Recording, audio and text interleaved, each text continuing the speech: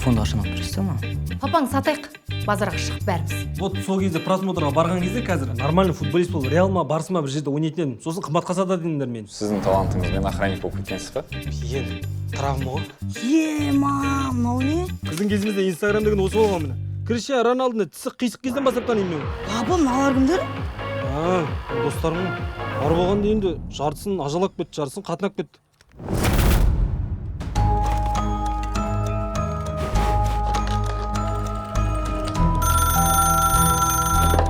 Алло, сабырсың ба сен? Мен де сабырмын ғой.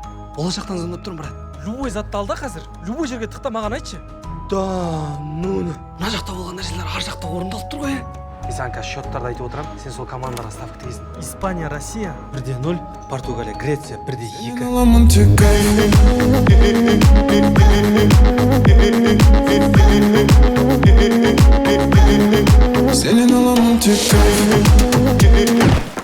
Не сүйетсің? Сабыр, немнан бәрін жинай бергесін мусор қып? Үйден музей істейміз ба? Әлде үй саласың ба жаңадан? Нұрлан мен Мұрат істейміз.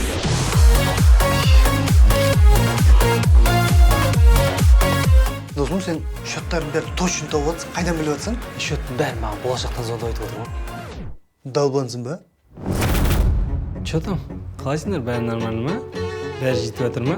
Бірақ нәрседен ғана жолым болды ғой. Әйел бала жағынан. Ләззатқа үйлендің ба? Қайда ләззат? Енді кімге үйлендің сонда? Жаныма сен, өзіңнің кім екенін білсең, қазіргі жолменен жүрсең, мені де мүлдем сен сүймесең. Білгеніңді бітпе! Соңына дейін бірге көреміз. Біткеннен кейін өзім апарып тастаймын.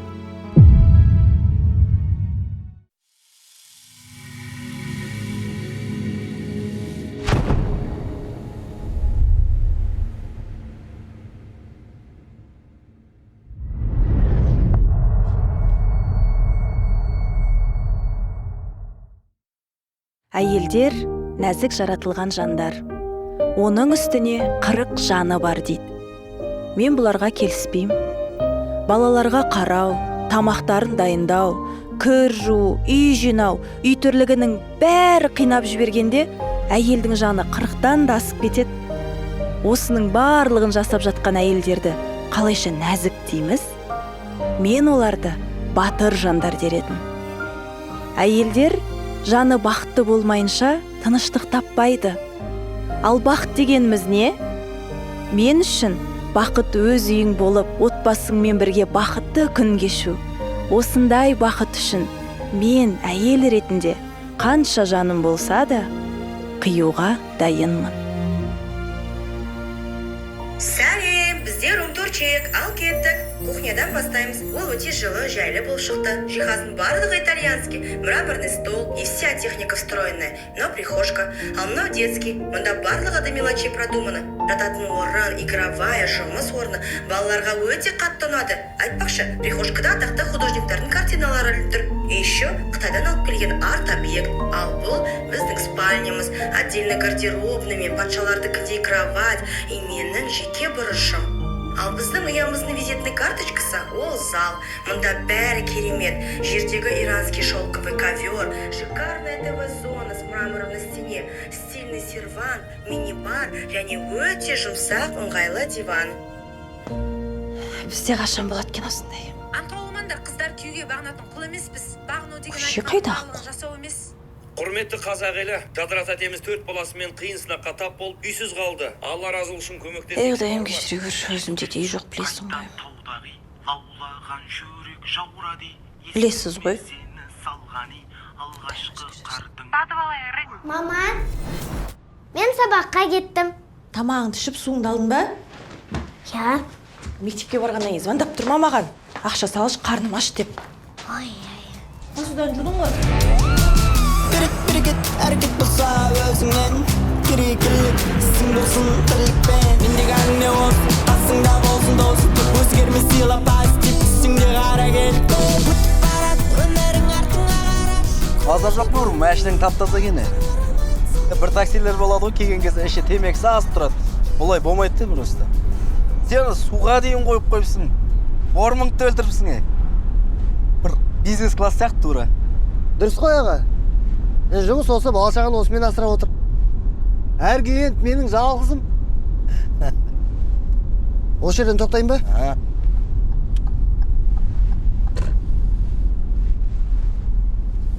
Жақсы аға, келдік. Жақсы, рахмет бауырым. Аға, не қой айтпақшы, 5 қой жібересіз ғой бұйырса? 6 қояйыншы саған, бола ма? Аман жүріңіз аға, рахмет. Жақсы бауырым.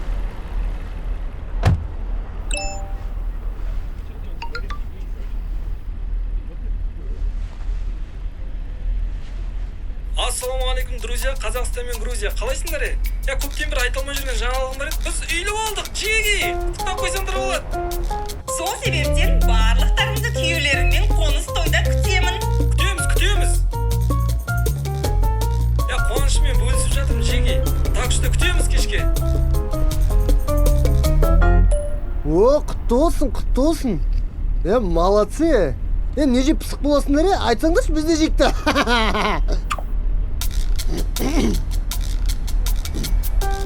О, құтты болсын. Не жеп пысық боласыңдар осы сендер, айтсаңдаршы, біз де жекті.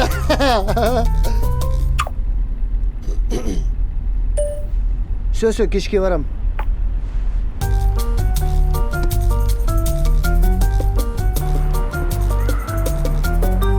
Райондар алыс па, әрең жеттік қой. Орталық қой бұл. Біз қалыста тұрады. Двор ма, садик па? Күшті емес енді балдарға. Ойнайды. Ана жерде жаттығу жасайтын бар екен, көрдің бе? Кілем жаятын жерлер жоқ екен.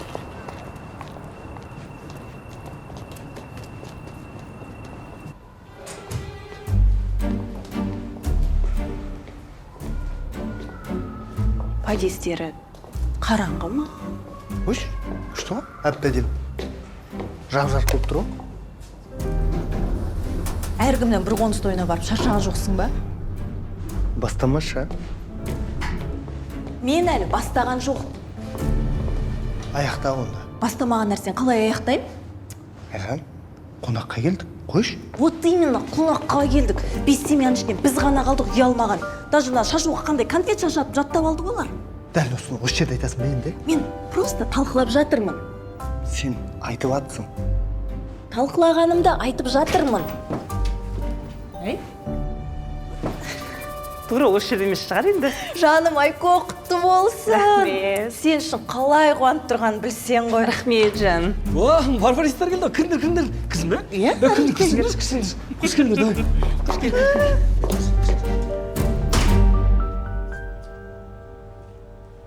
Кухняға 7 миллиондай кетті. Әдейі шкафтарын көп қылып жасаттым, әр ыдыс өз орнында тұру үшін.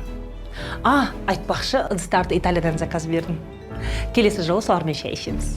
Айтпақшы, мына жерге жылқының картинасы жақсы келетін сияқты, да? Нариман, келмейді деп айттым ғой мен. Қош келдіңіздер. Кеттік, басқа бөлмені көрейік.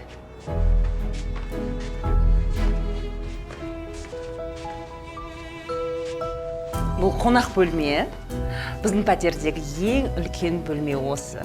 Маған көп қонақтар келгендіктен өзімнің вкусыммен жасаттым, жарқын етіп әдейі.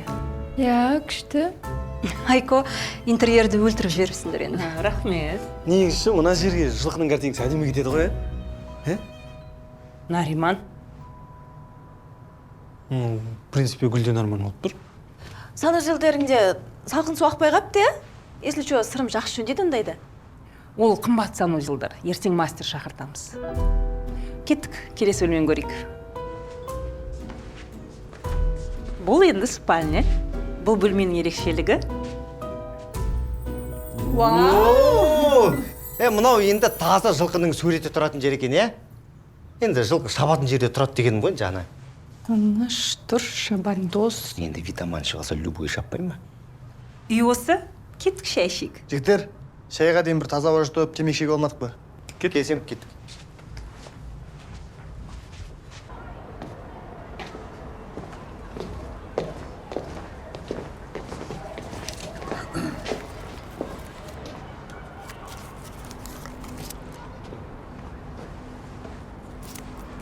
Тыңдашым.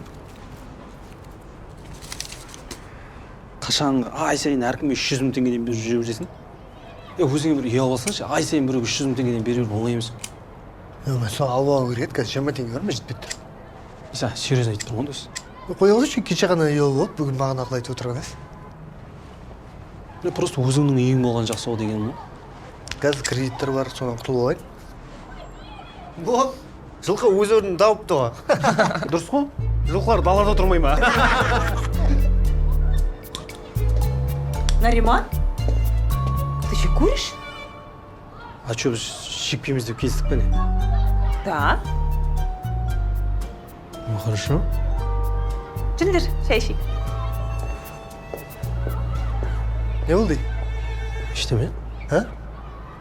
Маханға соғып қалғандай шошып кеттім ғой. Қойшы? Бәрі нормально ба? Сен маған ақыл айтқанша өзің қатын жеп ал. Темекі шегетінді ол шешеді, ремонтты ол шешеді. Шалбарыңды да қатын шешетін шығар сен. Наоборот, шалбарыңды қатын шешкен дерске емес пе, да? Болмайды, маған ақыл айта берме, сен қатыныңды өзің дұрыс та. Біздің қатынды көрдің ғой? Мысықтай жорғалайды ғой. Кем біледі да, бір-екі рет көргенде. Настройкасын келтіруге болады ғой, жолдарын үйретейін бе саған? Шешік.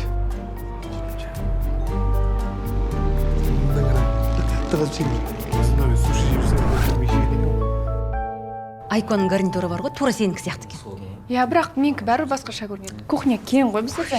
Кстати, мен кухнямды хай-текке ауыстырып тастадым ғой. Қашан? Иә. Шынында? Тезсіңдер ғой сендер. Қыздар, мен бар ғой, қырылып жойылып жүріп, ақыры спальный гарнитурымды алдыртып алдым ғой. Молодец. Күшті. Келесі апта үйге келіңдер, көрсетем. Міндетті түрде барамыз. Қыздар, менде сендерге сюрприз бар. Енді сендер барлықтарың үйлі болып қалдыңдар ғой. Әдемі ыдыстар жинап жүрген шығарсыңдар. Осы бір естелік болсын деп, осындай сервиздар дайындап қойдым сыйлыққа. Супер. Әдемі екен. Енді үйлеріңіздің сәні болсын деп, Арай. Рахмет. Сымбат саған. Рахмет. О, Жадыра, саған да. Рахмет, неге әуреу болдың? Ажан, мен саған да осындай сервис алғым келген, бірақ та сендер әлі өздерің үй алған жоқсыңдар ғой. Әрі бері көшіп жүріп сынып қалама деп. Тезірек үйлі болыңдар деген ниетпен осындай сувенир алдым. Сендерге де жақсы болсын. Рахмет, көп-көп. Рахмет, Айко. Богаты көрінеді екен, е? Әдемі екен, е? Как раз кухонда гарнитурыңа салып қоясың. Е, жақсы болды.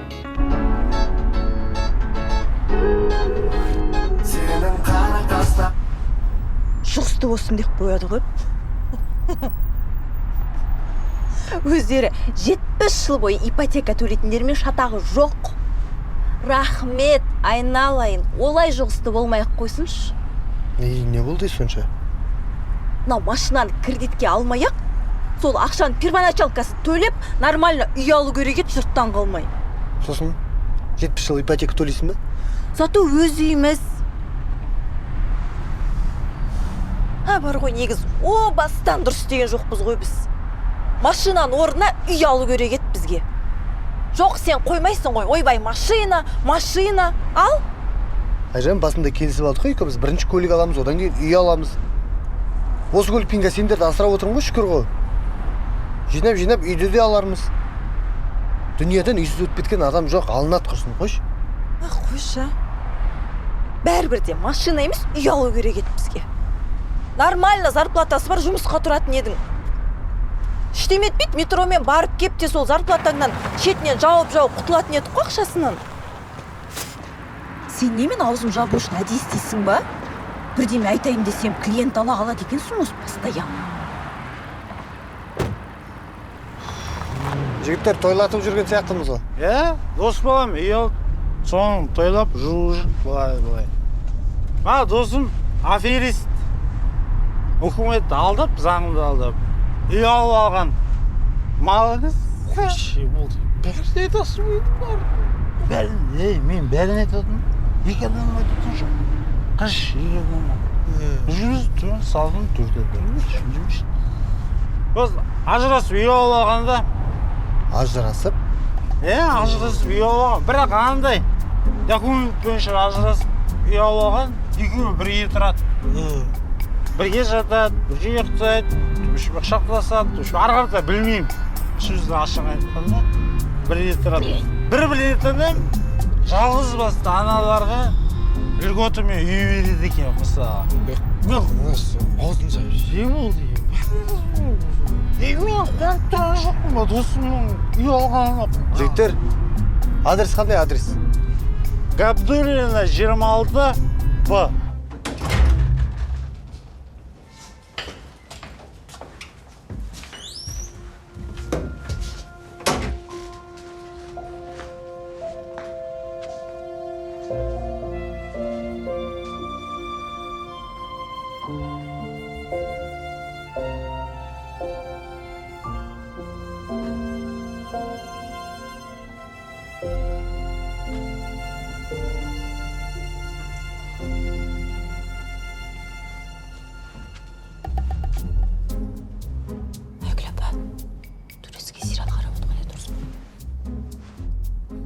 Ойбай, мыналардың действительно турецкий сериал.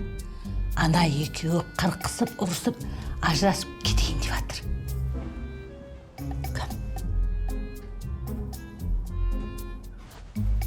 Білмеймін ғой, ана істен ана жағындағыларды айтам.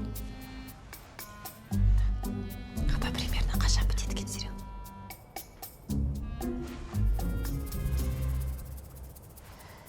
Кеш болып кетті. Қайтайын мен. Так, стакан менікі. Мыналарыңды өзің жинап аласың. Айтпақшы, кухняда біреу жатыр. Ұмытып кетпеңдер.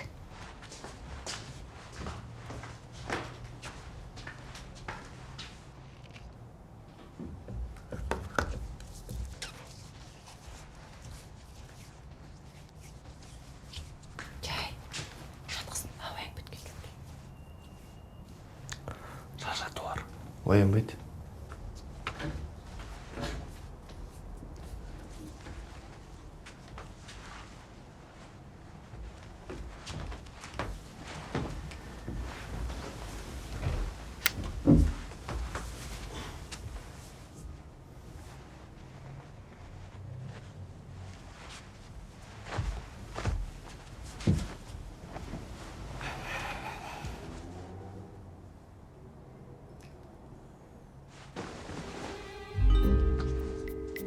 Бар ғой, бағанағы әңгіменің жаны бар, иә? Жалқының картинасы ма? Жоқ. Ана екі клиентше өтірік ажырасып үй алған. Не істейсің оларды, не аласың? Өздері біледі ғой, тасташы. Жат. Жоқ енді, біз де өтірік ажырасып үй алсақ. 4 бала, жалғыз басты ана кеп тұрмыз ғой. Айжан, сен қуасың ба? Басың істемейді ма? Жат деймін саған, ұйықтаймыз. Не етіп?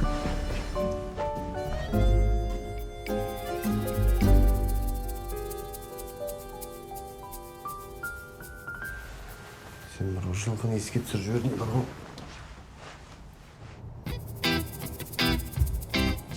Папа! Тұрсай, сабаққа кешіктің ғой. Сырым әлі жатсың ба? Тұрсаң штағыз апару керек. Жүр шақырсын.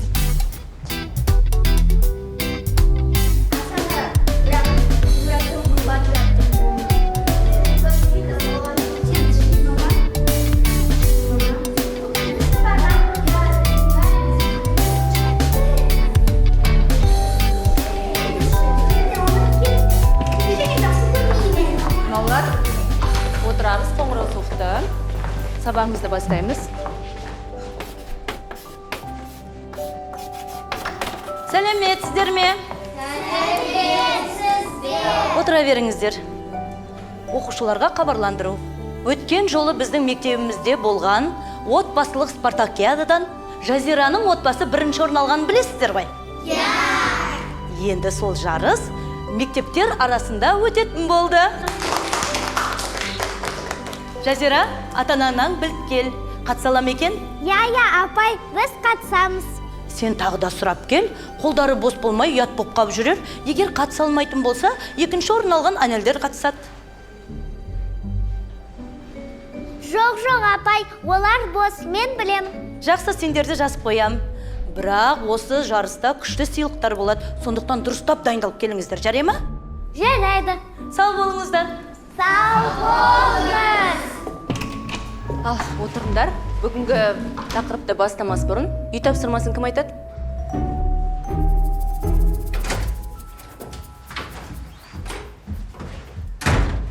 Жай. Не қылып балаларды оятасың ғой? Апай, өз қойды. Ем дұрыстап оқымайсың ба?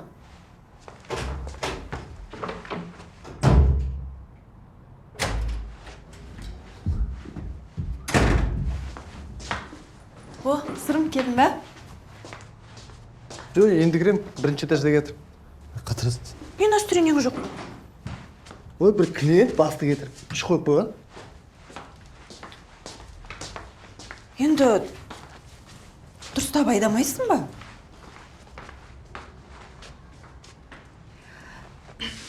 Сырым ана, не, рас екен. Не рас екен? Жалғыз басты аналарға льготамен үй береді деген. Бәрін біліп алдым. Шынымен бе? Иә, шынымен. Сен шынымен басыңа ұрмай ма? Сонда сен не маған? Ажырасайық деп тұрсың ба? Жоқ, енді ажырасқанда олай ажыраспаймыз ғой. Ел жұрт бар емес пе? Ағайын туысқан бар. Мама білсе не болады? Бала шағаның көзіне қалай қарайсың сосын? Ешкім ештеңе білмейді. Чисто по документу ажырасамыз болды. А так бірге тұра береміз. Нормально ғой, сырым. Қалай нормально? Сен үкіметті алдайын деп тұрсың ғой? Мошенничество ғой таза. Нормально ғой деп па? Ертең полиция келеді, сосын не істейсің тексерсе? Ой, енді олай артқа тартпашы. Именно бізге келген кезде полиция жұмыс істеп қалады екен, акимат та біле қалады екен, да? Жұрттың бәрі солай алып атыр ғой. Адал бола қамаш осылай. Тамаша ше.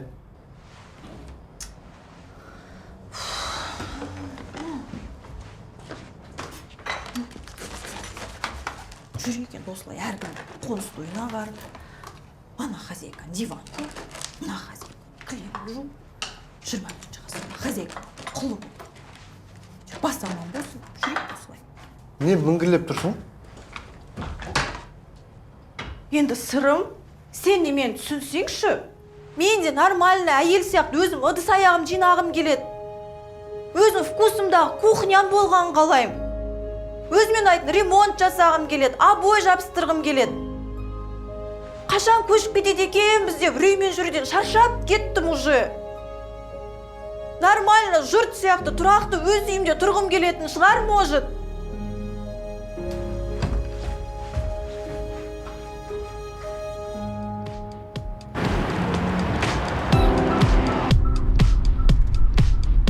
Брат, негізі Жанды да. түсінуге болады. Қашанғы қаңғырып. Жүре бересің, брат.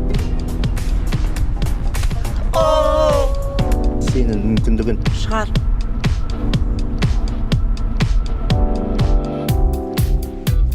Мынаны ешкім біліп қоймасын.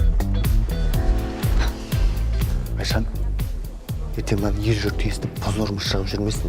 Ой, уайымдамаш, бәр жақсысы болады. Мен үйден дұға етіп шықтым. Дұға? Дұғаны дұрыс жерде пайдаланшы, Айшан, а?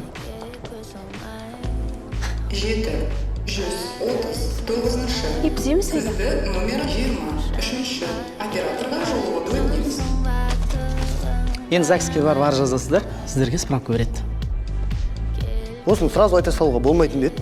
Енді сіздер консультацияға талон алғансыздар ғой? Арыздарыңызды қабылдадық. Ажырастық па? Жоқ, бірінші сотқа барасыздар. Сот? Сот несі? Сотсыз шешуге болмай ма? Енді соттың қаулысы шығу керек, алимент бар, содан кейін справка беріледі. Соттың шешімі бойынша арызданушы жақтың арызына байланысты ойлануға 10 күн уақыт беріледі. Аға, біз ойланып 11-ші күні кеп тұрмыз. Ажырасайықшы. Айналайын. Ажырасу деген оңай нәрсе емес. Эмоцияға беріліп ажырасам деген мен кейін өкініп жататындар болады. Аға, Өкінбейміз. Бізге сеніңізші. Өкем, ажырасудың себептерін анықтауымыз керек шығар? Себеп ұрат, соғат, тепкілейді, күн көрсетпейді. Болды ма? Күйеуіңе қараса ұратын адамға ұқсамайды. Әп-әдемі семьясында. Ой, аға, не деп мұжық беттіңіз? Жұмысыңыз жасамайсыз ба? Адам тағдырымен ойнап ары бері. Қиын ба болса алып, балғамен бір ұра салу? Балғамен бір ұратында әйел екенсің. Ау? Ажырастыңдар. Алла разы болсын, аға.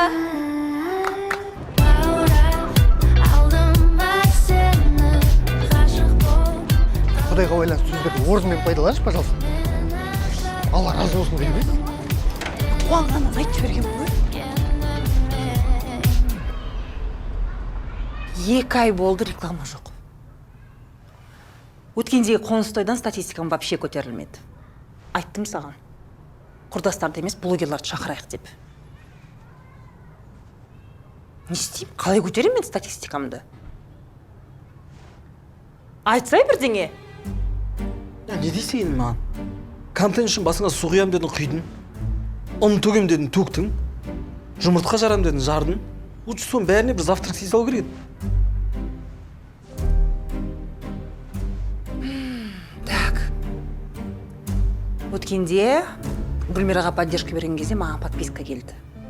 Значит, маған скандальный контент жасау керек. Қызығы адамдар біреудің ұрыс-керісі, қайғысы, проблемасы болса мәз болады. Ужас. Не болып баратыр? Онда сол скандальный контентімді жалғастыра берем. Онда мен де жалғастырайын. Душқа еттім. Душқа болғаннан кейін түспейтін бе?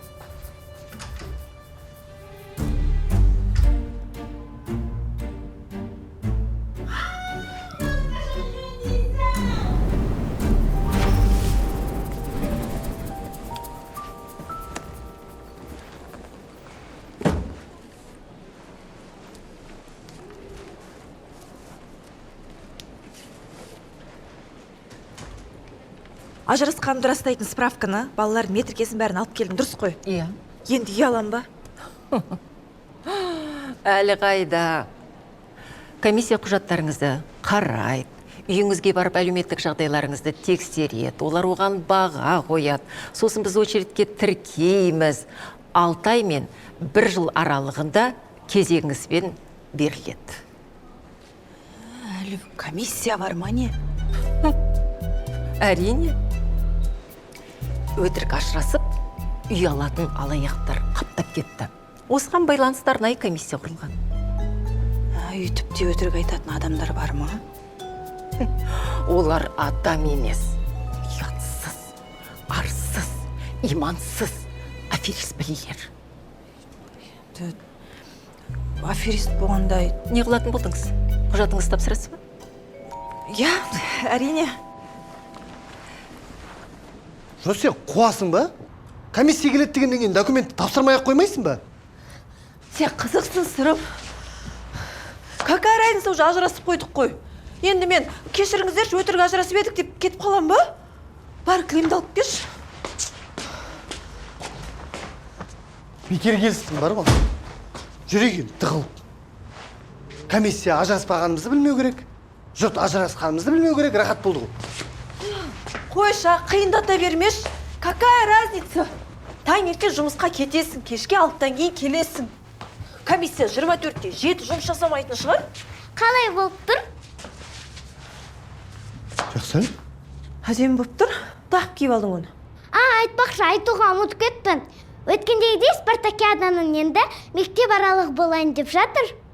Соған қатысамыз деп айтып қойдым.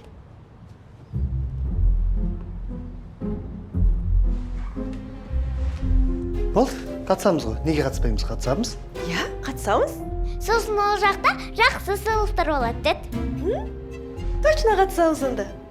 Бара ғой. Қайып жеткен сыйлық береді дейсің сол. О, комбо.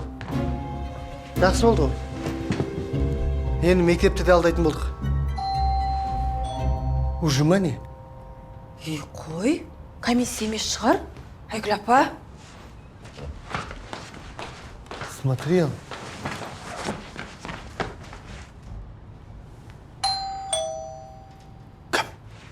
Костюм киген біреулер кеп тұр. Неғып жүр олар? Мен қайдан білем енді. Қазір кірмесе, сосын тіркеме қойса шық.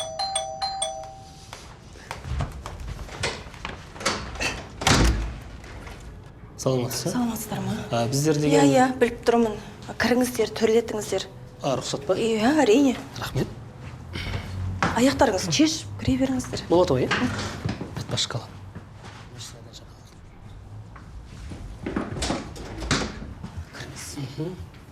Қанша бөлмелі үй? 3 бөлмелі үй. Тар енді, мынау. Спальня. Осында үлкен емес, ремонты жоқ. В принципе, үйдің бәрі осындай. Үйде қаншадан тұрасыздар? Мен өзім балаларыммен ажырасқанмын ғой. Екінші бөлме, иә? Оған көрсемер. Бұл детский. Балалар шұбыр бошақта ұйықтайды. Зал ма? Иә, бүкіл бөлмен қарайсыз ба? Так, зал, иә? Иә, осындай кішкентай, тар, ескі. Үй өзіңіздікі ма? Жоқ, квартирамыз ғой. Уборка жасап жатқан, менде ескі болғаннан кейін қайта-қайта жинайсың. Біз как раз келгенбіз сонда. Кілем өзіңіздікі шығар енді? Иә? Так, біздер Clean House деген компанияданбыз. Біз пылесос сатамыз. Біздің пылесостар брендовый, качественный, немецкий, многофункциональный. Қазір біз сіздің кілеміңізге тексеріс жасаймыз. Жоқ, керек жоқ, тап-таза, әуре болмаңыздар. Тегін, біздің пылесос бір кіріс шығады.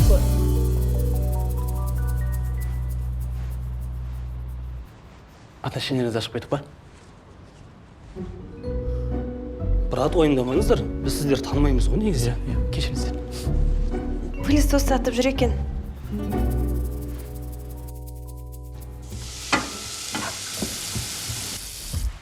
Болды ма? Өзіңді үйреніп алсаң болады ғой, сен оқыт оқу жүр. Рахмет, досым. Давай. Жақсы, рахмет, дос. Ал еще раковинаның астын қарап қой. Үсті алынады ғой, бітеліп қалады ол да. Ол, конечно. Дос, если асығыс болмасаң, шай ішіп кет. Давай сөйтейік, шай ішіп алайықшы. Да? Жоқ, асығыс болмасаң. Что, нормально, уақыт бар ғой. Клиенттер күтіп қалмасын. Жоқ, енді нормально, не болды? Жоқ, мен кесірімнен клиенттен айырылып қалма деп жатқаным.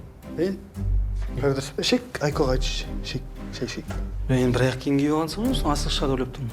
Жоқ, нормально, не болды, Арыстан? Не болды, Арыстан не болды? Арылдай алмай тұрсың. Жоқ, сол Арыстан. Насып болып тұрсың, не болды? Ішесің бе, ішпейсің бе? Сүт әкеліп бере ме саған? Шай ішесің бе, ішпейсің бе? Ачы ішеміз, шек. Қазір мен шай қойғанда кетіп қалып жүрмейді. Қайда кетемін осындамын. Или қорқып тұрсаң кете берейін. Қумаш қайда қорыққан? Ішесің ғой, или кете берейін бе? Қумаш, тұршы еш. Не айтшы.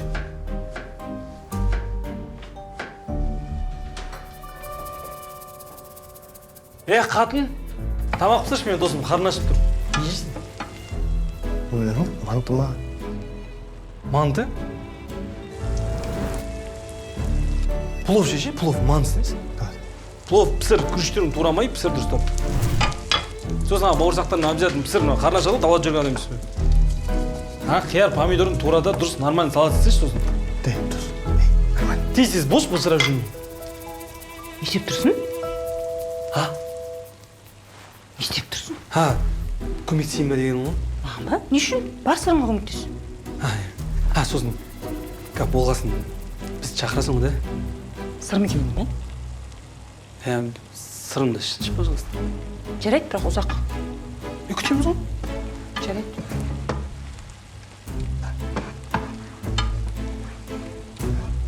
Әлі дұрыс тұрмасың? Күжейтін. Қомыш, ұрыс қойыз. Арыстан есть, Арыстан, давай.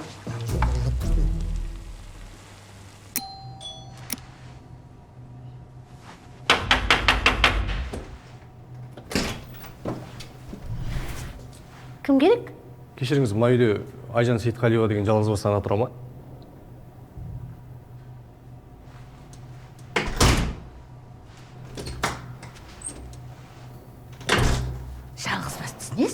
енді ажырасқаннан кейін жалғызбасты болмай ма?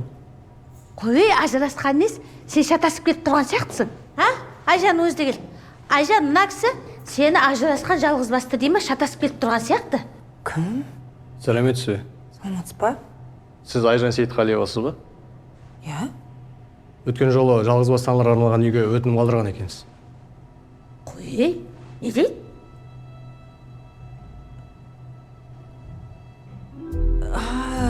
Иә. Айгүл апа, мен сізге айтпаймын деп ойлағам ғой. Біз Сырым екеуміз ажырасып кеттік. Не дейді? Құдай сақтасын. Аманшылық па? Біз бұрыннан бір-бірімізге суып кеткенбіз ғой. Ай, суғанда кеше ғана дауыстарың шығып бақытты болып отыратындар ғой. Жоқ, ол ондай дыбыстар емес. Мен сізге кейін айтып берем. Үйге кіріңіз, жүріңіз. Иә, кейін айтасың ғой. Просто кеше Сырым ертеңгісін үйде жүреді дегенім ғой. Сол ғой. Қолы босаған сайын келіп ұрып тұрады мені. Таң демейді, түн демейді. Қой, ол ондай емес. Тым жақсы бала ғой, не айтып тұрсың? Ой, Айгүл апа, сіз Сырымды білмейсіз ғой. Ол көзбе шөп салады. Құмар ойындар ойнайтыны бар. Содан соң ұтылған сайын келіп менен өшін алады. Жарайды, мен шыдаймын ғой, мейлі. Просто балаларым үшін ажырастым. Оңбаған, сондай бар де. Әй, комиссия бала, айтшы. Әйелге қол көтерген еркек емес қой. Міне, мына қыз лайықты. Осындай қызға беру керек үйді. 4 баланың анасы. Осы уақытқа дейін анадай қайуанға шыдап жүрген. Айгүл апай деп ыржың-ыржың етіп жүретін. Сонда маған білдіртпейін деп әдей істеп жүр екен ғой. 200 да аферист. Үйге кіріп тексересіз ба? Жоқ, болды, мен тіркеп қойдым. Комиссия келді деп мұнда қол қоя салыңыз.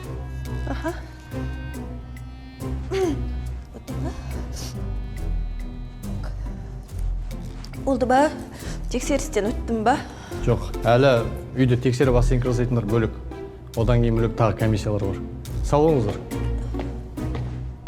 Сонда не жөздер? Давайте ба.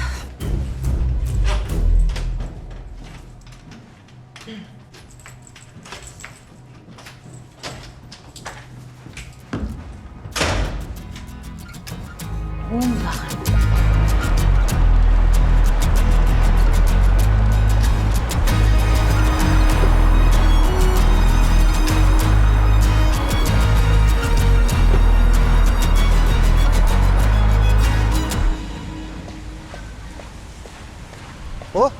Айгүл апа, қалайсыз? Келіңіз, көтеріп жіберейін. Кете, тарт қолыңды, оңбаған. Аманшылық па сіздікі? Не қылып жүрсің? Не қылып жүргеніңіз? Үйге келе жатырмын, білесіз ғой. Ойбай, ұялма, үйге келе жатырмын деп қояды. Тағы бірдеңе білдірейін деп жүрсің ғой, иә? Ой, жоқ. Үйге келе жатырмын жай. Жақсы, көмектеспей ақ барайын. Сап беріп ұрса. Ұятсыз, ұялмайды екенсің. Үйге келе жатырмын деп қояды. Білдірейін деп жүр ғой тағы бірдеңені.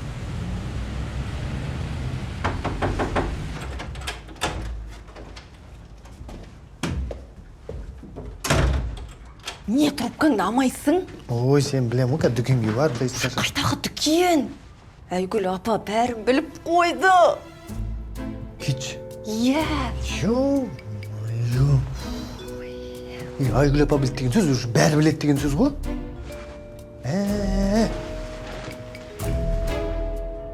Қайдан біліп қойған ол? Бағана комиссия елді ғой. Қойш. Иә. Сол кезде апам қатар шығып тұрып алған ғой. Сосын ана комиссия біліп қоймасын деп бәрін айтуға тура келді. Бәсе, жаңа подъездің алдында мені көріп жын көргендей ашуланды ғой, бар ғой. Сезіп едім, бар ғой. Қойш. Әлі сен соттағыдай балпылдап мені ұрды бірдеңе деп айттың ба? Жоқ, измена жасады дедім, құмар ойын ойнайды дедім, ұрды деп айтыппын ғой, мен кешірші. Айжан, сен таза көп екенсің ғой?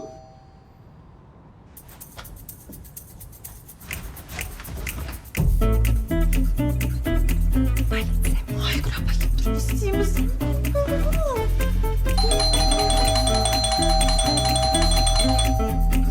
балаларың не істейміз басқа?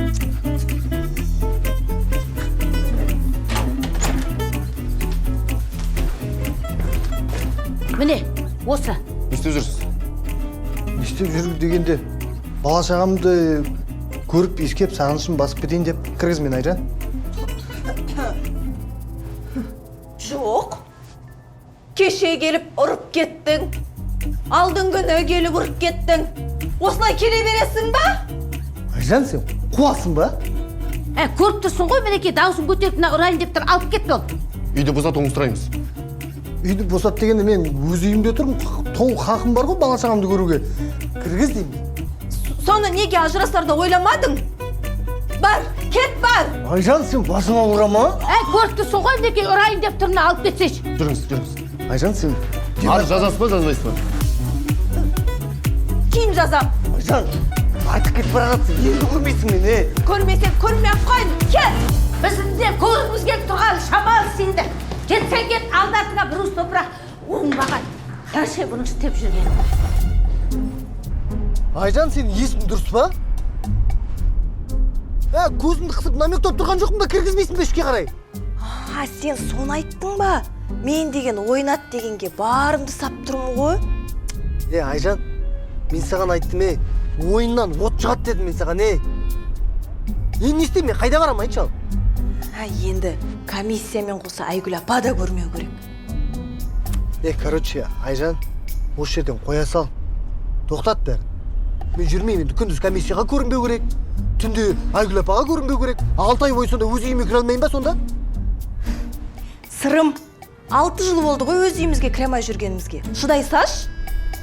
Енді мен қайда барам, мен айтшы ал, мен адам емеспін ба, мен жуынбайын ба мен деген туалетке бармайын ба мен?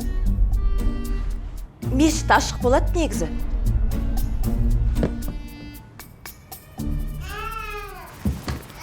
Сен естің ба? Айжан мен Сырым ажырасты ғой. Қойшы. Прикинь. Ақыры шыдамаған болып тұр. Не нәрсеге шыдамаған? Өткенде біздің новоселье келген кезде балдар бәріміз балконда тұрсақ, Сырым айтады, мен қатынды ұрамын дейді. Сырым Айжан ұра ма?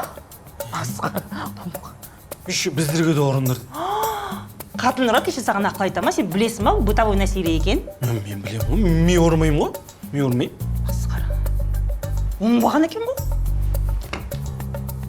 Мен общественный активистка ретінде бұл мәселені шешуім керек. Айжанға көмектесем. Че былай жай құрылыс ретінде көмектесе болмай ма не? Көмектесемін ғой.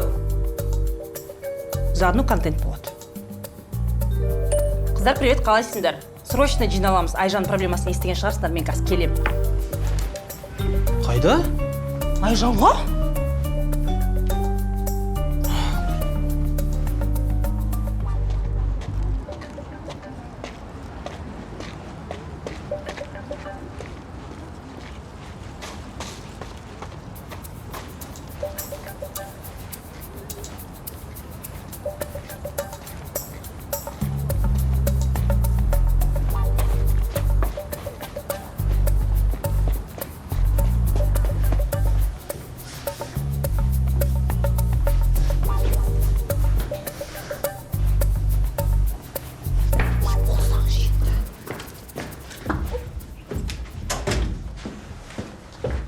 Енді қалған осы еді.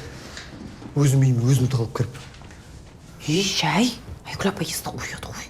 Естісе, ести берсін. Содан қорқып жүреміз бе енді үйде сұқыласың. Тамақ жейсің ба? Жей. Нең киіп баратсың? Әдет болып қалған уже, күнде тол.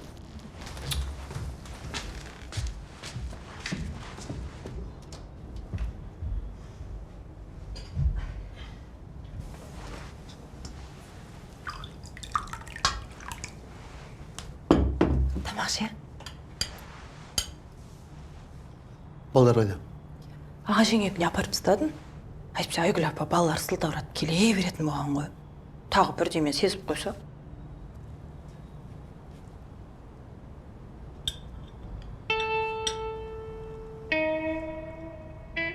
Не мәз болып? Просто. Бұрынғы кезде есіме түсіп кетті. Екеуміз осылай ешкім естіп қоймасын деп сырласып сөйлесіп едік қой. үйден де ешкім жоқ.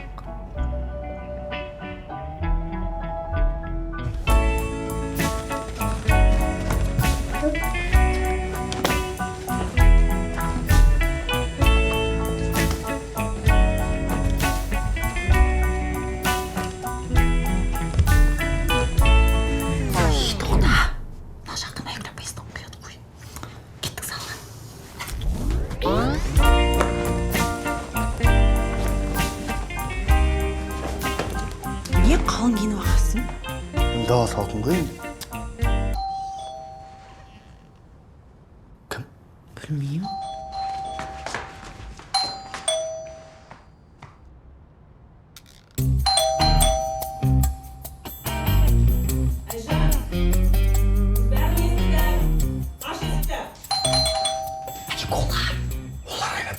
Ей, Айгүл біледі ғой енді. Кір. Айгүл апаның ішіне сый. Пасты келді.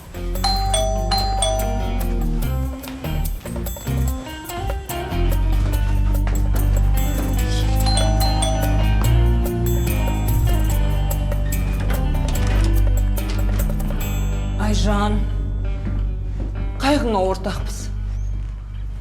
Жаным. Енді қайғы болғанда ешкім өлген жоқ па? Өлмей тұрып ажырасқаның дұрыс болды. Төрлетіңдер. Шай ішейік, шай қояйын.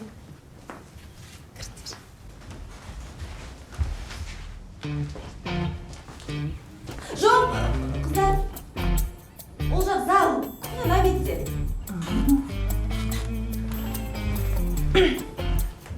Мә? Үйде тағы біреу бар ма? Мен ажырасқанымызға әлі сене алмай, екі адамға дайындап қойып жүргем ғой. Енді сол ғой. Екі жарты бір бүтін болғанға не жетсін? Соны айтам, отбасы болғасын ыдыс-аяқ сылдырламай тұрмай. Сырымды бір жолға кешір енді. Иә, балаларым болашағын ойлашы. Ел жұрт не дейді? Ұят емес. Қойыңдаршы қыздар осы, ұят деп. Осы ұят қаншама әйелдің түбіне жететін болды. Не істейді енді күйеуінің ұрғанына шыдап жүре ме Айжан? Айжан, все уайымдама. Сен білесің бе, қаншама әйелдерге мотивация болып отырсың. Молодец. Сендей мықтыны ел тану керек. Ей, Айко, түсірме. Неге? Білсін де бәрі. Үйдегілер ешкім білмейді, қош, ұят болады. Онда әлі жағдай ушықпаған ғой. Әлі кеш емес. Мүмкін тағы ойланарсың, а? Мен негізі әбден ойланғам. Ажыраспасқа болмады. Осы күнге дейін шыдап келе жатырмын да. Просто сендер білмейсіңдер. Конечно. Еркектің жұдырығына шыдау мүмкін емес. Айжан, сен ренжіме. Мендей құрбың тұрғанда, мен сені жылатып қойып қарап отырмаймын. Мен әлі ол сквознякқа көрсетемін. Кімді айтасың? Сырымды. Бұл не? Сквозняк қой. Терезелер ашық қалған. О, шай қайнады. Шай ішейік. Қалай рұқсат бермей қойды? Білмеймін ғой. Ұялып қапты ғой табан астынан. Енді бір жағынан оңқыде дұрыс шығар. Ертең ағайын бар, туыс бар. Қош, ұялады шығар. Маған Айжанды қалай да көндіру керек. Маған газ сөндіру керек.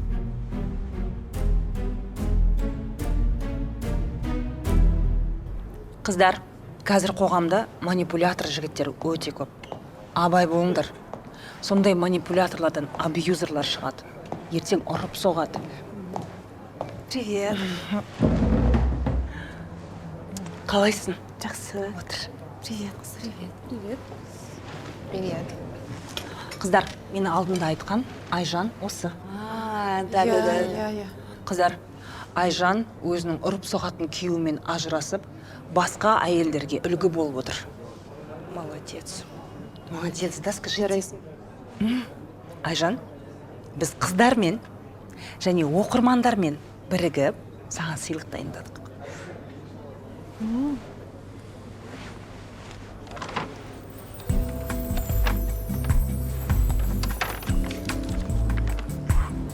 Не? Аштай. Подожди, распаковка. Пожалуйста, түсірмеш. Для себя. Кейін саған жіберем.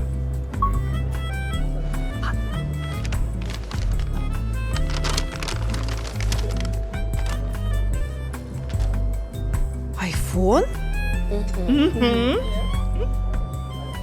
Қыздар неге олай әуре болдыңдар?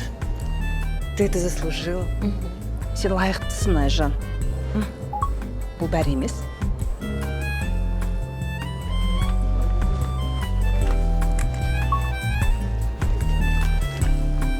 Мынау сенің пәтеріңнің 1 айлық ақшасы. Қыздар, мен кішкене ыңғайсызданып тұрмын. Ыңғайсыздан ба? Айжан, бұл тек басы. Сенің жаңа өмірің әлі алда. Рахмет. Ты заслуживаешь лучшего. Айфон? Бұл бәрі емес. Мынау сенің пәтеріңнің 1 айлық ақшасы. Мынаны қараш. Жалғыз басты әйелге телефон алып беріп жатыр. Ыңғайсызданып тұрмын. Прикинь, еще 1 айлық квартирасының ақшасы. Сенің жаңа өмірің әлі алда. Sometimes I feel you are my dream. I see, I know you like it. Sometimes I feel, I bet you see love in my eyes. I like it. Sometimes I feel like you are trying for me. Yeah. I can't believe. I can't believe. I can't believe you. I know that you believe in me.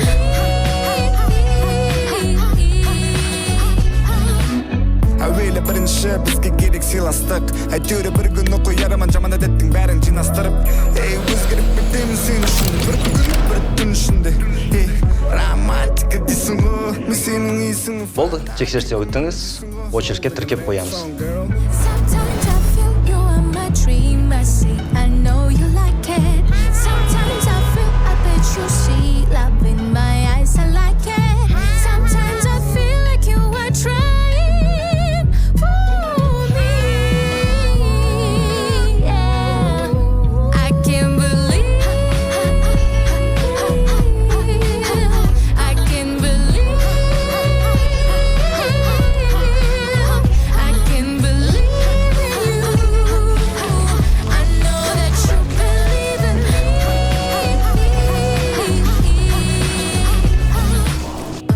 Бағып тапқан мыңнан дара қасыма дос таптым маған қара бармадан саған ғана сырымды шашам саған ғана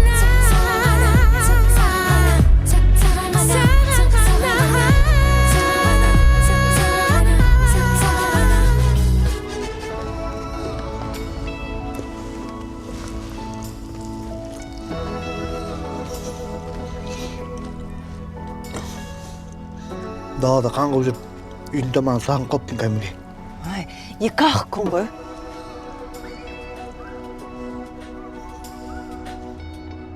Не oldu lan комиссия келді ма? Иә, соны айтуға келдім ғой, келді. Очередқа тіркеп кетті, құтты болсын.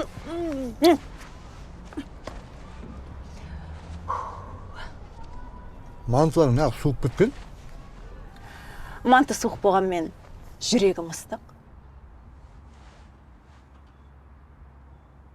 I can't believe. I can't believe. Достар, сәлем. Алдында сіздер сұрап жаттыңыздар ғой, мен сыйлық беріп жатқан келіншек кім деп. Ол келіншекпен таныстыратын уақыт жетті. Оның аты Айжан, менің жан құрбым. Айжан өкінішке орай домашняя насилияның құрбаны. Оның жолдасының аты Сырым. Сырым сияқты оңбағандарды біле жүріңіздер. Қарап алыңыздар түріне, суретін мына жерге қоям. Достар, Айжан Сырыммен ажырасты. Өзінің 4 баласының бақыты үшін күресті. Айжанға көбірек қолдау керек. Өтініш, лүпіл басып репост жасайық. Қолдайық Айжанды. Рахмет. Болды, күтіп аламын, оның не әңгімесі бар. Қонатын уақытын айтып қойсаң болды ғой. Керек болса сол күні таксовать етпей ақ қоярым.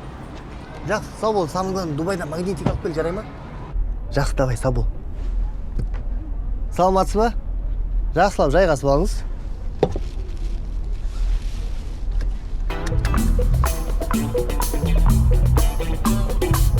Тоқтаңыз. Аманшылық па? Тоқтаңыз деймін. Үйге бірден өтіп кеттіңіз ба?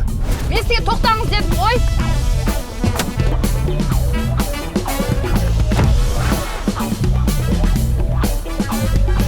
Заказ отменен. Жынды ма?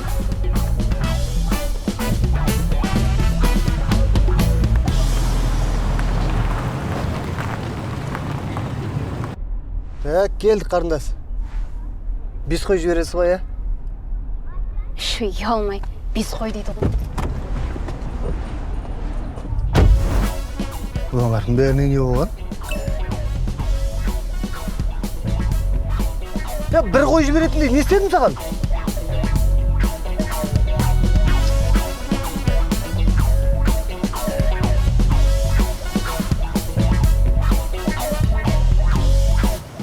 Сөйте бәрінен жынды ма?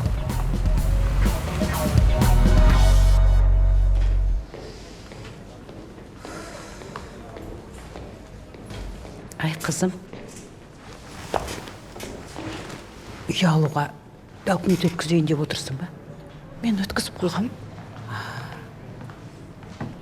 Өшіреттесің бе? Иә. Нешіншісі? Соны білмеймін, бүгін айту керек. Менің алдымда осыдан 3 жыл бұрын 120 адам болған. Ал, қазір 118 қалды. 118? Е? Сіз де ажырасқансыз ба? Ойбай, Құдай сақтасын.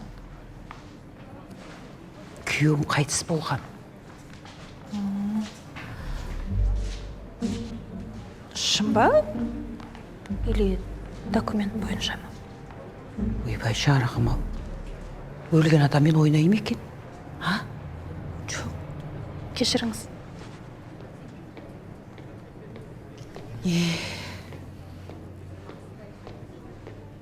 Күйеуім тірі болса, бүйтіп жүрмес пе едім.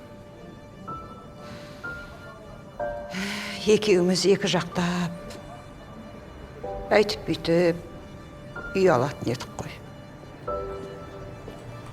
Күйеулері бар болса да үйсіз жүргендер бар ғой, бірақ.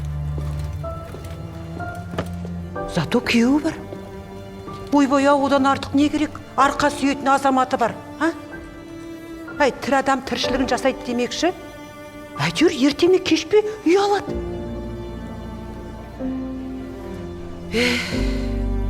Күйеуің қасыңда болғаннан артық не бар? Қалиу Айжан.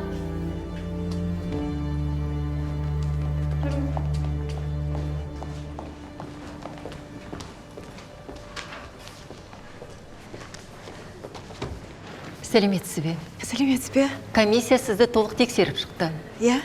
Үй алуға лайық деп таныды. Біз сізді очередке тіркеп қойдық. Алдыңызда небәрі 418 адам бар. Құттықтай.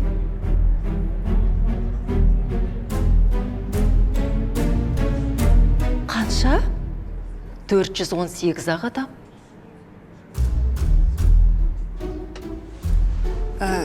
Кешіріңіз, бір нәрсе сұрасам бола ма? Иә. Мынау сіз бе?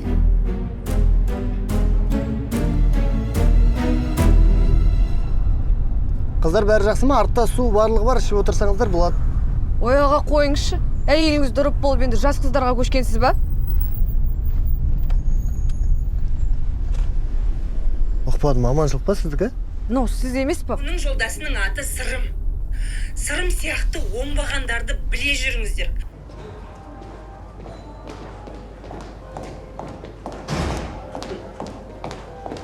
Айко.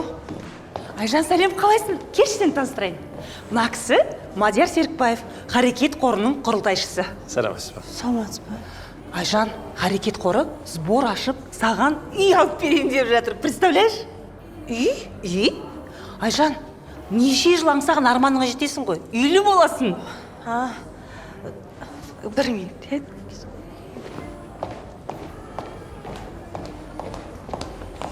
Айтағы сбор. Есі адам сияқтайтын ғой, ештеңе салмаш деп не бүкіл Қазақстанға алып жария етіп тастағансың. Ертең ана туысқандарымыз не дейді? Пожалуйста, пока не поздно алып тасташы. Айжан, сен қалай түсінбейсің? Бұл проблема уже сенің проблемаң емес. Блокпост қаншама әйелдерге үлгі отыр, білесің ба? Харекет қоры саған үй әперейін деп отыр. Енді мен ондай мұқтаж емеспін ғой. Кім айтты саған сені мұқтаж деп? Ол сыйлық, халықтың сыйлығы. Саған берген, ел боп, жұрт боп жиналып берген сыйлығы.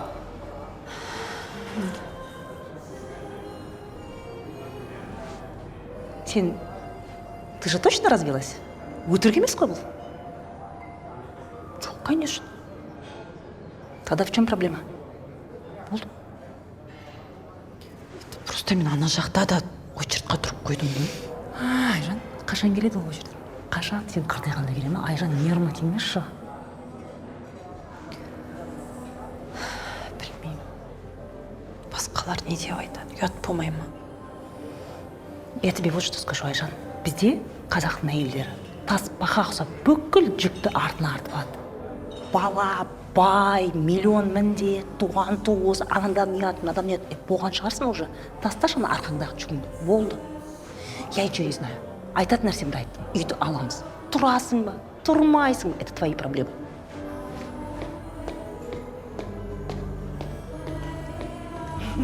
Жақсы.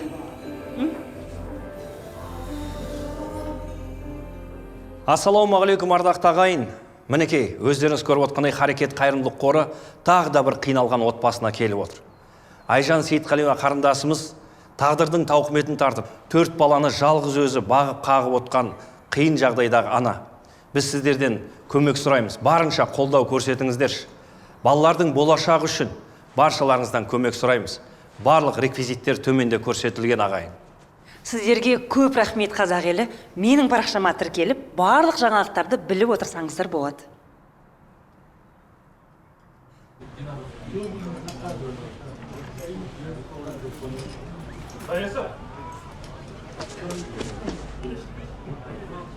Досым, ажырасып кеттім деп ең болмағанда бізге айтсаң болатын еді ғой. Даладан естіп жатырмыз сол. Даладан ба әлде біреулердің қатынынан ба? Айттым саған, қазіргі қатындар ударға шыдай алмайды. Бұрынғы біздің махандар сияқтайсың ба? Олай емес. Қазір жігіттердің өзі бұрынғы махандар сияқтымыз. Сол. Не сол? Сен менің досымсың ба, досым емессің ба? Досың? Досым болса мана қатының айтпайсың ба, постты алып тастасын деп? Дос, ол Инстаграм өзінің жеке өмірі. Біз кезікеміз, мен араласпаймын. Менің жеке өміріме араласып кетіп жатыр ғой, қалай араласпайсың? Пост оқыдың ба, ұрғандай қылып жазған ғой. Ұрған жоқсың ба не? Ұрғанда ұрғанға жатпайды ол. Айт ана постты алып тастасын деп. Дос, мен араластырмай қойшы оны. Онда екеуміз араласпай қояйық. Все. Не все? Араласпаймыз. Енді қазір қайда? Гостиница тұрып жатсың ба? Көлікте ғой. Кейде көліктің артында, кейде мешітте оқып қаламын. Жеге бұлай болмайды. Жалғыз досымызды дағы қалдырамыз ба? Қалдырмаймыз ғой? Қайда қалдырасың? Үйлеріңді алып кетсеші енді. Все, біздегі боласың, уайымдама. Үйде сиясың енді, енем бар, балам бар, әйелім бар, мысығым бар, қарындасым бар. Бір өлмей ғой енді. Жақсы, уайымдамай қойшы, бармаймын ешқайда. Если что, біз неге жүр дос? Давай. Да? Жақсы, алаңдамаш. Бітейікші жігіттер, чаттың атын ауыстырайық. Дагансалар дегенді ауыстырып тайық. Атына зат сай болмай тұр ғой бәрібірде. Мені қоя беріңдерші, бірден кетемін ғой. Оны сорып қалма, бірден шекші. Үй тамағы істегелі біраз болды. Любойына заказ бер, өзім төлеймін. Что, мен төлей Давай. Если что, дедім.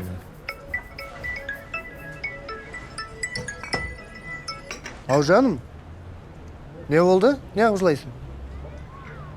Үй жаным, жыламай, ә? Қазір барам, бұтам. Жақсы. Аманшылық па?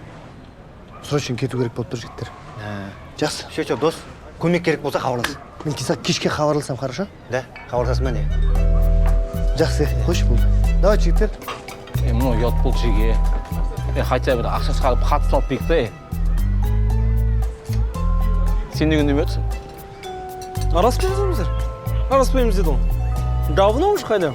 5 минут оған бар.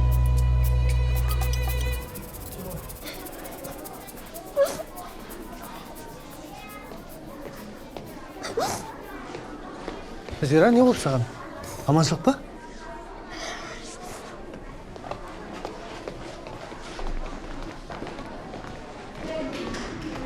Қызым, айта қалайшы енді, не болды? Ау? Міне менің папам, ол бізбен бірге. Солай ғой, иә, папа? Сендер ажырасқан жоқсыңдар ғой. Жаным, ботам. Біз бәріміз біргеміз. Ешкім ажырасқан жоқ. Спартакиада қатысамыз деп уәде бердік қой саған.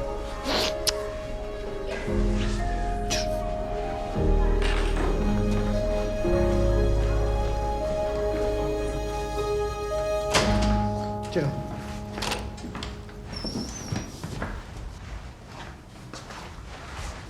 Ей, не істеп жүрсіңдер? Көп қояды ғой. Көре берсін. Артық кетіп бара жатырық бар ғой біз. Болды, бітір осы жерін, тоқтат жарайды. Зира, сен бөлмеге бар да, балалар ойнатып тұр, ше папа сөйлесе алайын.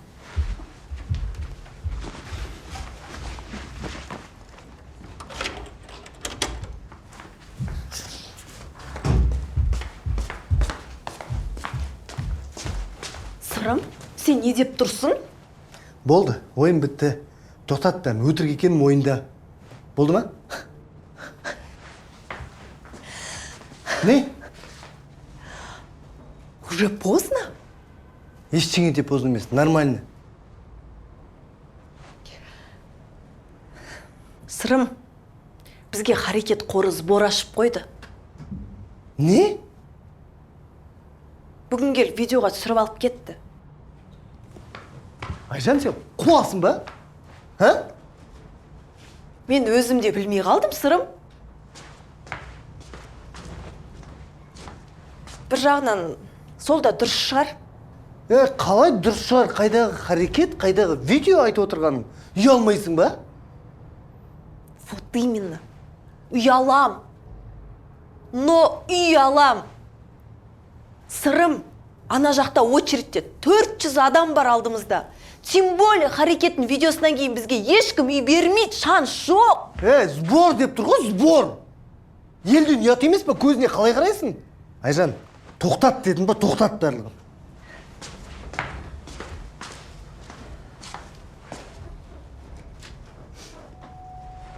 Тоқтатпайым. Тоқтатпайым. Как будто мен осының бәрін өзім үшін ғана істеп жатқан сияқтымын. Ей, отбасым, бала-шағам деп шырылдап жүрген жоқпын ба? Бала-шағаны өйтіп шырылдамай ақ қойшы, өтініш. Неге сондайсың сен? Постоянно артқа тартасың. Мен ғана әйтеуір бәрін ойлап, арқама салып алған тасбақа сияқтымын. Сен соның жүгісің. Квартирадан квартираға жүріп шаршаған жоқсың ба? Мен шаршап кеттім. На то пошло, Сырым. Сен 6 жылда істей алмаған нәрсені мен 6 күнде істеп тастадым ғой. Білгеніңді істей ұқтың ба? Білгеніңді. Қайда кетіп баратсың? Кеттің ба? Кет онда. Осыдан көресің әлі менің үйіме қонаққа келесің.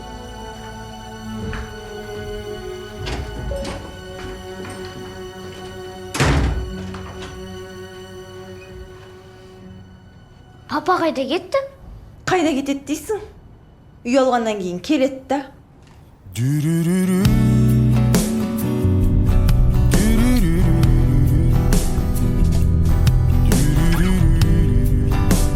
Брат, өтіп кеттің ғой? Тоқтайтын жерге тоқтасаңшы. Ассалаумағалейкум ардақты ағайын. Мінекей, өздеріңіз көріп отқандай Харекет қайырымдылық қоры тағы да бір қиналған отбасына келіп отыр. Айжан Сейітқалиева қарындасымыз тағдырдың тауқыметін тартып, 4 баланы жалғыз өзі бағып қағып отқан қиын жағдайдағы ана. Біз сіздерден көмек сұраймыз, барынша қолдау көрсетіңіздерші. Балалардың болашағы үшін баршаларыңыздан көмек сұраймыз. Барлық реквизиттер төменде көрсетілген ағайын. Сіздерге көп рахмет қазақ елі. Менің парақшама тіркеліп, барлық жаңалықтарды біліп отырсаңыздар болады. Оның аты Айжан. Менің жан құрбым. Айжан өкінішке орай домашний. Қайырлы күн. Біз бүгін Айжан екеуміз стейк жеуге келдік. Мынау мұқтаж ұқсамайды. Стейк жеп отыр.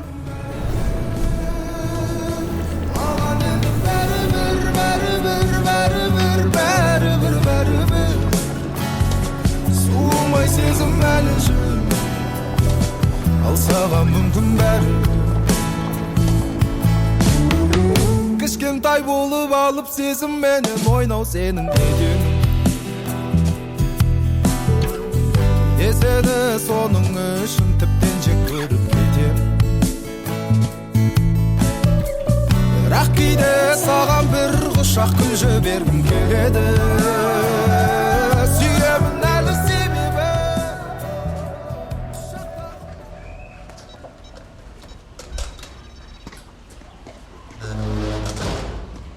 Қалай жоқас? Не үшін келдің? Не үшін келдің дейсің, мама қалай? Қалай болшы? Мама ауырып жатыр. Жас бала ұқсап жүрсіңдер сендер. Проблемаларын өздерің шешпейсіңдер ме елге жаймен? Жақсы, мен кіріп шығайын уже. Кірмей ақ қойшы. И так ауырсың. Әрең укол сап, давлениесін түсірдік. Сен көріп тағы да давлениесі көтеріліп кетер. Келмей ақ қойшы.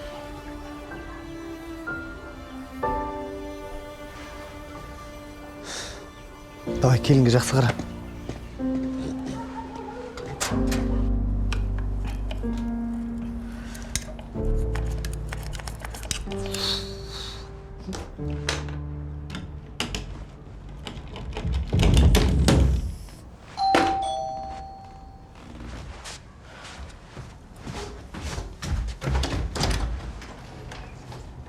Саламатсыз ба?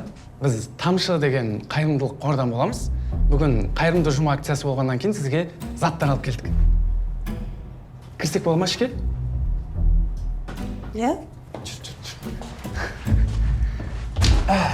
Азық түлік, одан бөлек киімдер бар. Енді сіз туралы естіп жатыр, көріп жатыр. Киімдер кішкене киілген, но сізге болады. Киіп алсаңыз, фото отчет жасап алсақ, сұрайды да ана жақта бізде. Заттарымен бірге жоғалыңдар, түсініңдер ма? Бол, шығыңдар. Бесіндерге ондай мұқтаж емеспін. Бол!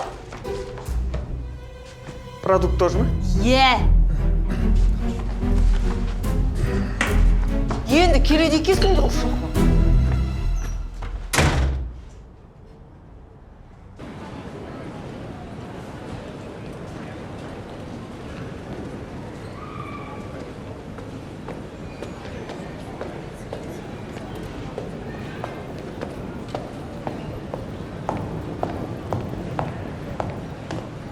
Сырым?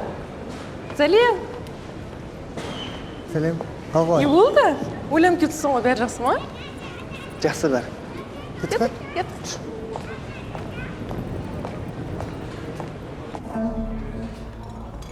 Да, сырым. Сосын екен ғой, біз настроение жүрген. Енді отбасы болған соң барлығы болады ғой.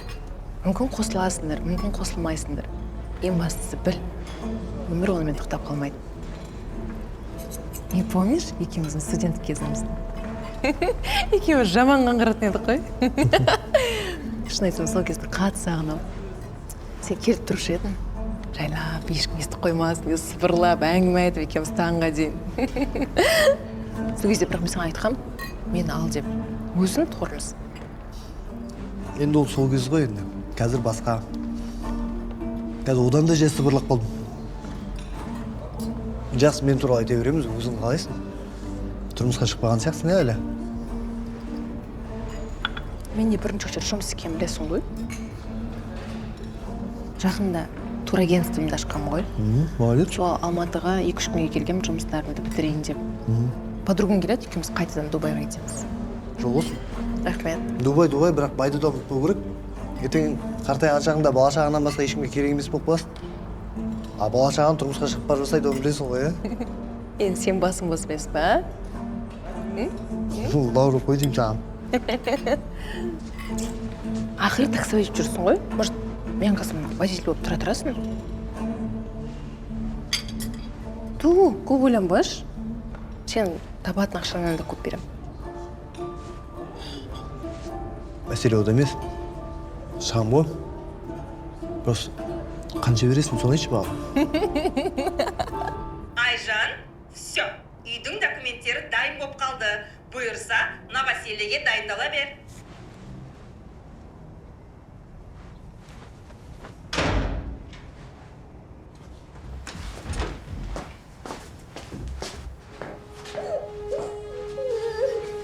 Жазира, не болды, неғып жылап жатсың? Апай айтты, жарысқа қатыспайсыңдар деп. Мен сол үшін жылайсың ба? Қатыспасаң, қатыспай-ақ қой. Оған жылап жатқан жоқпын. Ғажабы, сол жерде папа бәріміз бірге болатын едік қой. Жазира, кішкене шыдай тұршы. Ертең-ақ үй аламыз, бәрі жақсы болады. Ол үйде папа болмаса не керек?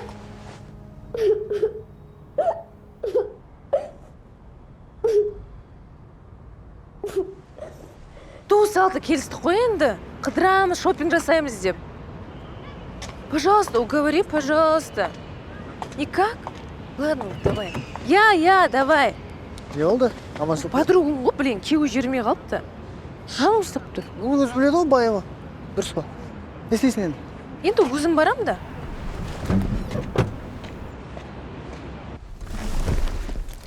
Блин, билет кек кететін болды. Все включено бір аптаға. Не істейсің енді, солай болу керек болып тұр ғой.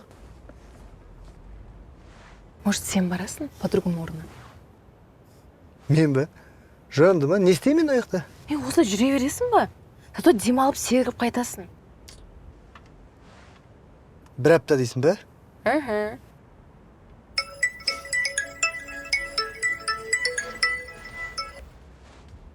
Айжан?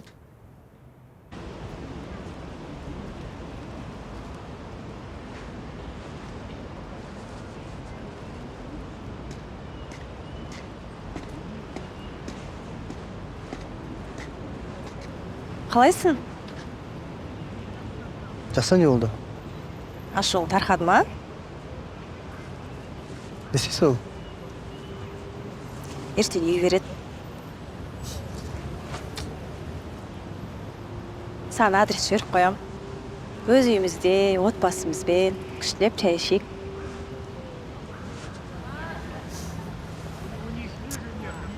Айжан, не болып кетті саған? Мен сені танымай қалдым. Сен ондай емес едің ғой? Мен ондай үйде тұра алмаймын. Өтірікке алынған үйде өзімді бақытты сезініп жүре алмаймын мен. Ұқсың ба? Қырсықпаш енді. Осылай жүресің ба көшеде қаңғып? Айжан, егер қаңғымайын. Уайымдама. Мен Дубайда боламын. Қойшы енді қайдағы жоқты айтпаш? Қайдағы Дубай? Бәрін бірге басынан бастайықшы болды. Бірге? Мен саған кедергі едім ғой. Мақсаттарыңа жетуге баяулатып жатыр едім ғой. Жүгедім ғой саған. Не болып қалды аяғасын? Рөлге отырдың, мақсатыңа жеттің. Бас, жолың болсын. Бұның бәрі өзім үшін ғана емес шығар енді. Вот именно өзің үшін емес, жұрт үшін.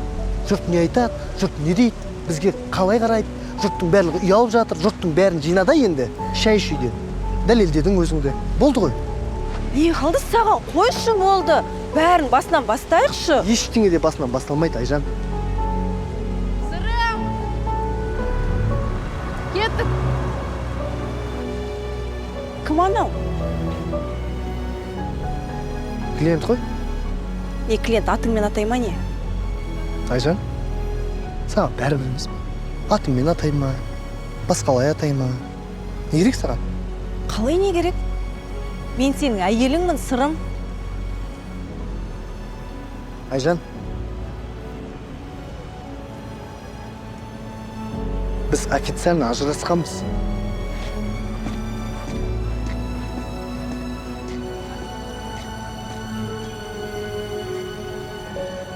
Оқырмандар, мы это сделали. Наконец-то Айжан бүгін өзінің үйін алады. Ура! Тікелей эфир қостың ба?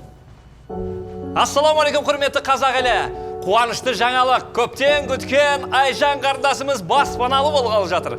Харекет қайырымдылық қорының 1455 баспанасының кілті Айжан қарындасымызға табысталады. Құтты болсын! Өтірікке алынған үйде өзіңді бақытсыз етіп жүре алмаймын мен. Тұрасың, тұрмайсың, это твои проблемы. Мамаға бабамызға не керек? Кәже, саған не болған? Мен бұлай жасай алмайым. Ренжімеңіздер. Айжан в шоке. Она в шоке? Айку, қой шық, қайдағы шок. Біз үй алу үшін сырым екеуміз өтірік ажырастық. Біз болғанда сырымның ешқандай қатысы жоқ. Мен дұрыс емес шешім қабылдадым, мен бәрі бүлдірген. Бұдан артық өтірік айтып жүре алмаймын. Кешіріңіздер. Айжан, сен есің дұрыс па? Қаншама адам саған сеніп отыр ғой. Қаншама адамдардың еңбегі ғой мынау, Айжан. Бадияр аға, ренжімеңізші. Бұл үйге шынымен де шын мұқтаждар лайық. Айжан! Жоқ, мен түсінбедім. Құжатының бәрін көрдік, үйін көрдік. Бәрі дұрыс еді ғой, не болды бұл қызға? Мен қайдан білейін осындай болатынын? Я, Айжан менің подругам, бірақ ол мені алдайды деп ойлаған жоқпын. Ол сөйтіп өтірік күйеуімен ажырасып, осылай бәрімізді, мені де алдайтын мен білген жоқпын. Пожалуйста, маған жаза бермеңіздерші. Я здесь не виновата, я тоже жертва, түсініңіздер. Айжанның өзіне жазыңыздар.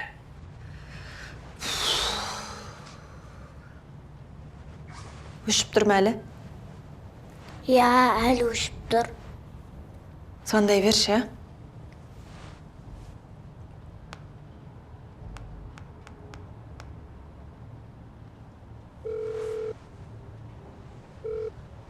Алло, Сымбат, қалайсың?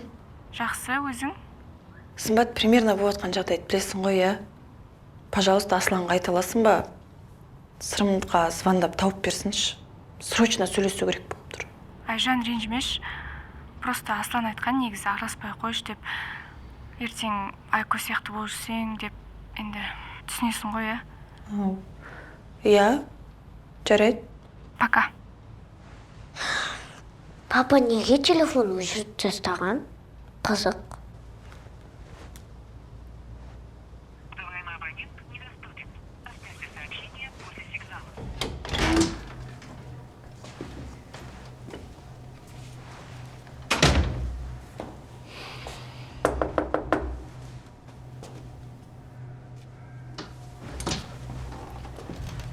Сәлем бердік, Айгүл апа, қалыңыз қалай? Жақсы. Не керек? Айгүл апа, балалармен отыра тұраласыз ба? Маған срочно сырыммен сөйлесу керек болып тұр. Әй, айналайын, Айжан. Сен тағы да өтірік айтып, тағы не бүлдірейін деп жүрсің? Айтшы маған, а? Ана сырымды сенің кесірінен бүкіл елге жалмауыз қылып көрсетіп қойдың. Сөйтсем, нағыз жалмауыз сен екенсің ғой? Айналайын, сен мен араластырмаш, аулақ жоқ, жолама маған. Ана байғұс сырымның деген естпеген сөз жоқ сенің кесіріңнен. Не маған көзің бақырып қарайсың? Кетші бар.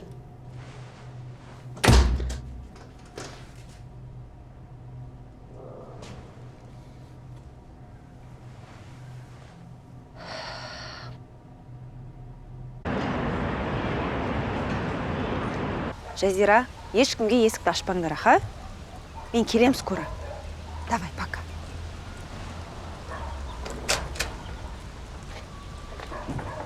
Қалайсыңдар, Жалғас? Нормально? Случайно сырым үйде емес па? Жоқ. Мама үйде ма? Не болды?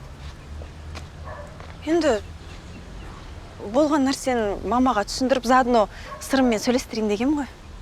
Айша, сендер шаршатып жіберіңдер, шынымды айтайыншы. Біресе сен, біресе сырым. И так сендердің кесірлерінен мама ауырып қалды. Өздерің шешсеңдерші өз проблемаларын.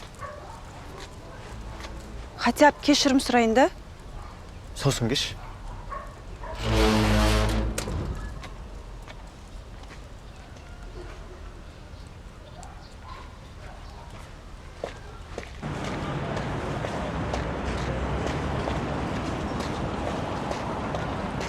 Ей,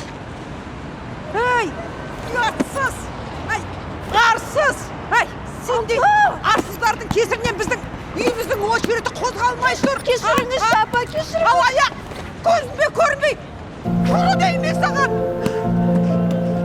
Оңбаған.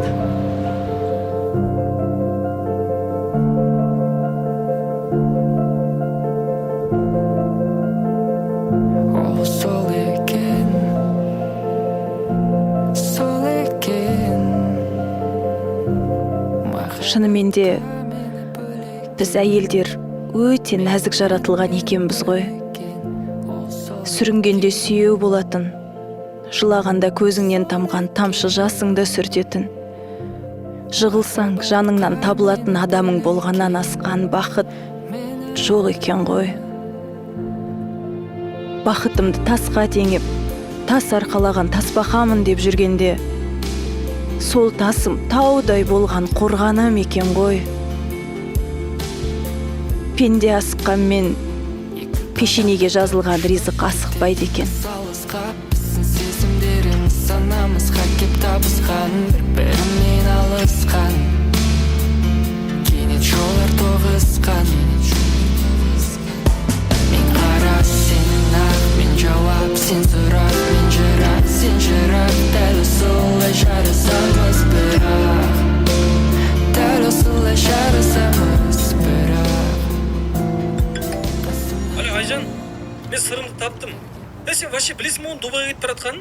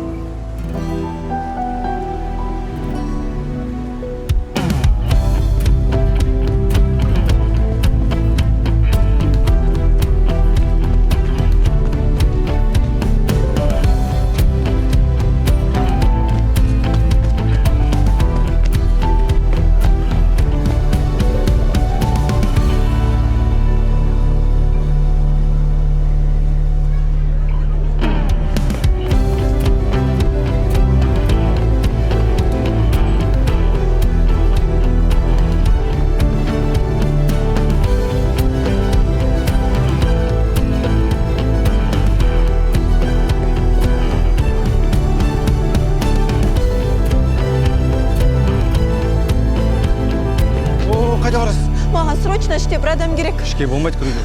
Сырым! Ол қайда ұшып еді? Дубайға. Қарындас, Дубайдың рейсі бағана ұшып кеткен. Шынымен ба? Иә.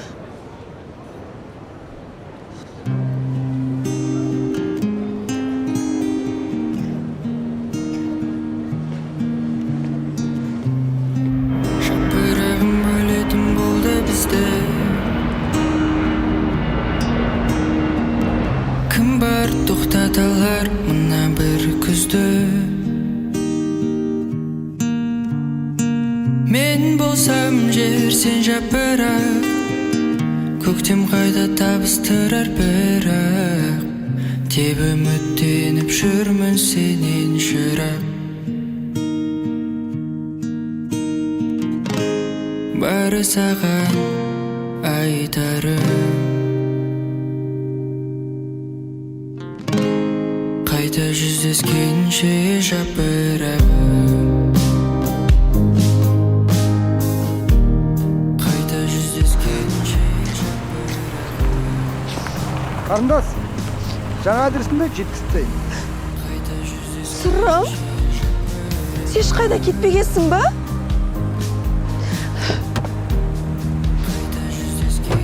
Жет шоқтамаңыз, некесіз болмайды.